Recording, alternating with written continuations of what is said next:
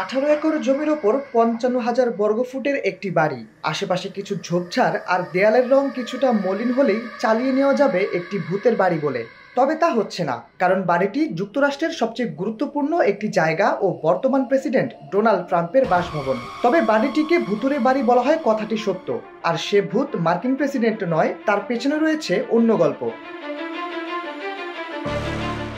কেন হোয়াইট হাউসকে ভুতুরে বাড়ি বলা হয় তার সঙ্গে জড়িয়ে আছে ইতিহাস। এটি জানার জন্য যেতে হবে যুক্তরাষ্ট্রের 16তম প্রেসিডেন্ট আব্রাহাম লিঙ্কনের কাছে। মূলত হোয়াইট হাউসে আব্রাহাম লিঙ্কনের ভূত বসবাস করে এমনই একটি ধারণা প্রচলন রয়েছে পুরো যুক্তরাষ্ট্র জুড়ে। শোনা যায় যে ভূত এখনও তাড়া করে এই বাড়ির বাসিন্দাদের, কিন্তু কিভাবে?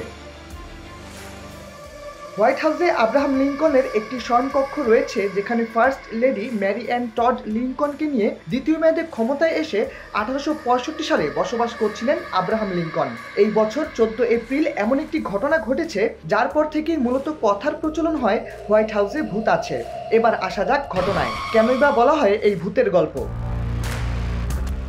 যুক্তরাষ্ট্রের ইতিহাসে অন্যতম কালো দিন হিসেবে ধরা হয় 18 এপ্রিলকে। এদিন ওয়াশিংটনে ফোর্ড থিয়েটারে আততায়ীর গুলিতে নিহত হন আব্রাহাম লিঙ্কন। কে বা কারা তাকে গুলি করেছে বিষয়টি আজও অজানা। তবে আমাদের গল্পে ভূত সেই আততায়ী নয়, ভূত স্বয়ং আব্রাহাম লিঙ্কন নিজেই। তিনি মারা যাওয়ার পর অনেকেই বলেছিলেন তারা হোয়াইট হাউসে আব্রাহাম লিঙ্কনের ভূতের দেখা পেয়েছিলেন। যারা আব্রাহাম লিঙ্কনের ভূতের দেখা পেয়েছিলেন তাদের মধ্যে একজন হলেন জেরি স্মিথ। তার ভাষ্য হলো তিনি প্রথম হোয়াইট হাউসের ভেতর আব্রাহাম লিঙ্কনের ভূত দেখতে পেয়েছিলেন, আর যেটি সাদা পোশাক পরেছিল।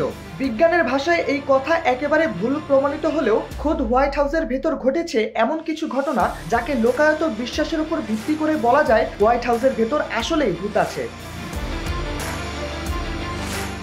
বলা হয় কুকুররা নাকি এমন কিছুর উপস্থিতি টের পায় যা মানুষ পায় না। তারা নাকি বুঝতে পারে কোথাও কোনো অশরীরী আছে কিনা। এ সময় হোয়াইট হাউসের ভেতর কুকুর নিয়ে বসবাস করতেন সাবেক মার্কিন প্রেসিডেন্ট রোনাল্ড রিগ্যান ও ফার্স্ট লেডি ন্যান্সি রিগ্যান। তাদের রেক্স নামে একটি কুকুর ছিল, যেটি কিনা প্রায় সময় আব্রাহাম লিঙ্কনের সেই কক্ষের দরজার কাছে দাঁড়িয়ে ঘেউ ঘেউ শব্দ করত।